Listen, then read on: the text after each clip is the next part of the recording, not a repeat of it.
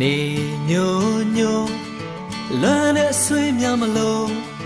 ကျုပ်တို့ရဲ့ရွာလေးကတချင်တွေဆိုချိန်တန်ပြီဆိုစပါးကင်းများမဲဆိုအိမ်ပြန်ချိန်ဆိုစနီးကြောလေးကကြိုနေညိုညိုလွမ်းတဲ့ဆွေးများမလို့ကျုပ်တို့ရဲ့ရွာလေးကတချင်တွေဆိုချိန်တန်ပြီဆိုစပါးကင်းများမဲဆိုအိမ်ပြန်ချိန်ဆိုစနီးကြောလေးကကြိုကျုပ်တို့ရဲ့ရွာလေးငြိမ်းချမ်းတဲ့ရွာလေးလာပါလာပါအားလုံးတို့ဖိတ်ခေါ်နေ